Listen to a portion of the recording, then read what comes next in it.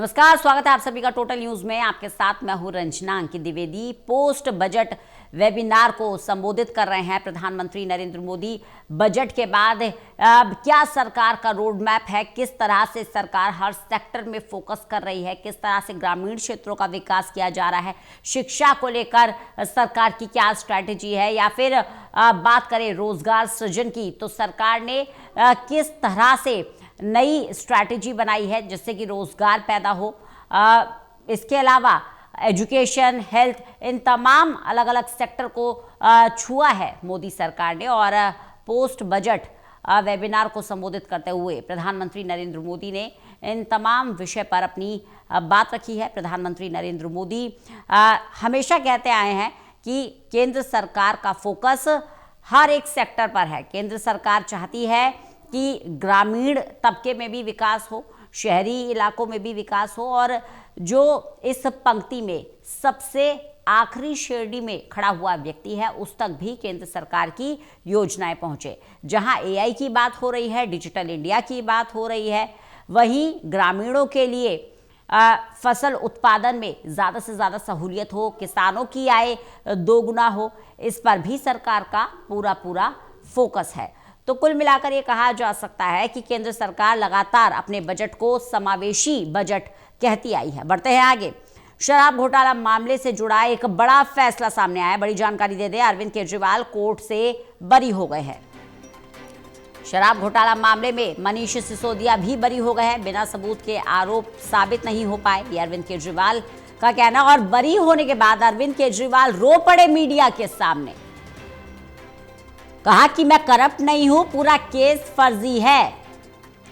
बरी होने पर सुनीता केजरीवाल ने ट्वीट कर कहा, इस संसार में कोई कितना भी शक्तिशाली हो जाए, शिव शक्ति से ऊपर नहीं हो सकता। सच की हमेशा जीत होती है, अरविंद केजरीवाल ने कहा।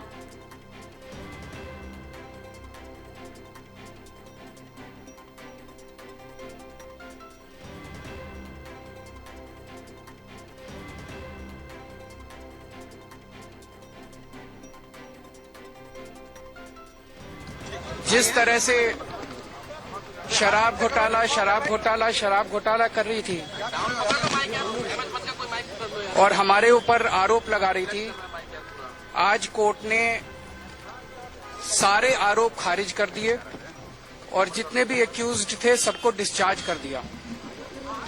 हम हमेशा कहते थे सत्य की जीत होती है, हमें भारतीय न्याय प्रणाली पे भरोसा है। मैं जज साहब का बहुत बहुत शुक्रिया अदा करता हूं जिन्होंने हमारे साथ न्याय किया, सत्य की जीत हुई। मैं हमेशा कहता था कि भगवान हमारे साथ है।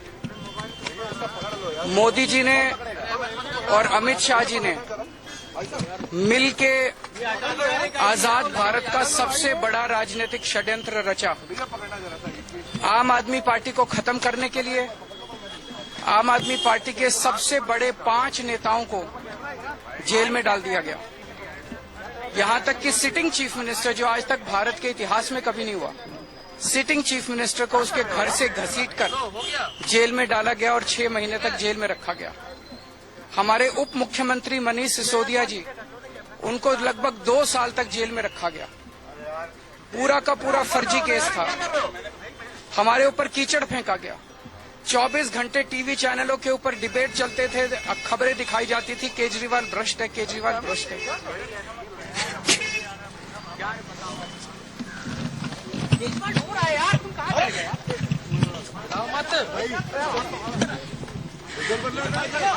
हो गया सर,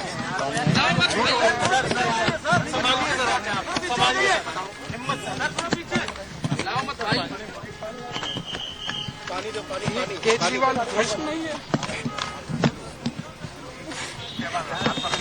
मैंने केवल अपनी जिंदगी में ईमानदारी कमाई है। इन्होंने झूठा केस लगाया और आज ये साबित हो गया। कोर्ट ने कहा है कि केजरीवाल कट्टर ईमानदार है, मनीष सिसोदिया कट्टर ईमानदार है, आम आदमी पार्टी कट्टर ईमानदार है। मैं प्रधानमंत्री जी से कहना चाहता हूं, सत्ता के लिए इस तरह से खिलवाड़ मत कीजिए देश के साथ, इस तरह से संविधान के साथ खिलवाड़ मत कीजिए। कीजिए, आपको सत्ता चाहिए, अच्छे काम कीजिए। आज देश के सामने इतनी बड़ी बड़ी समस्याएं हैं, महंगाई है, बेरोजगारी है, पूरे देश में सड़कें टूटी पड़ी है, चारों तरफ पोल्यूशन ही पोल्यूशन हो रहा है, चारों तरफ देश में इतनी समस्याएं हैं। उन समस्याओं का समाधान करके सत्ता में आइए ना। केजरीवाल पे आम आदमी पार्टी पे झूठे केस क्यों करते हैं? अच्छा काम करके सत्ता में आइए। इस तरह के झूठे केस करना और 24 घंटे विरोधियों के, विपक्षियों के खिलाफ ऊट पटांग की केस करना, उनको जेल में डालना, ये एक प्रधानमंत्री को शोभा नहीं देता। इससे देश आगे नहीं बढ़ेगा। देश आगे तब बढ़ेगा जब जनता की समस्याओं का समाधान किया जाएगा। आज एक बार फिर गर्व हो रहा है देश के संविधान पर, बाबा साहब अम्बेडकर पर, जिन्होंने इतना शानदार संविधान दिया और सत्य की जीत हुई है। कोर्ट ने ये कहा है कि सीबीआई ने अपनी चार्जशीट के अंदर स्पेसिफिकली जो अक्यूज पर्सन्स थे आंध्र प्रदेश से या हमारे दक्षिण पार्ट के जो क्षेत्र हैं उससे, उनको एक टैग दे दिया गया साउथ ग्रुप।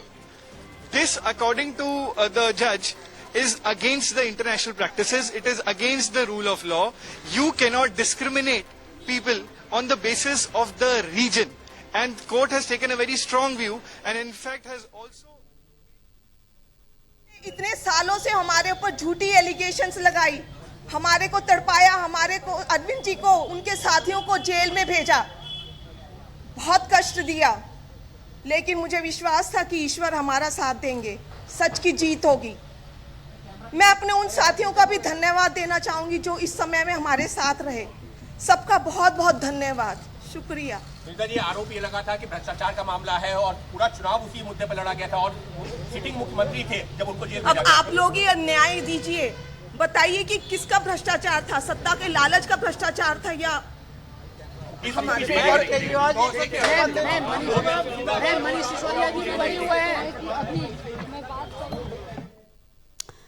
तो अरविंद केजरीवाल शराब घोटाला मामले में बरी हो गए हैं, मनीष सिसोदिया भी बरी हो गए हैं।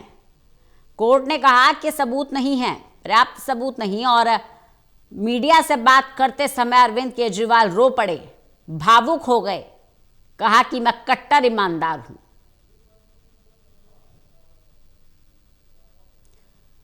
वहीं अरविंद केजरीवाल की पत्नी सुनीता केजरीवाल को भी हमने सुना और वो भी अब इस मामले में केंद्र सरकार पर सवाल खड़े कर रही हैं।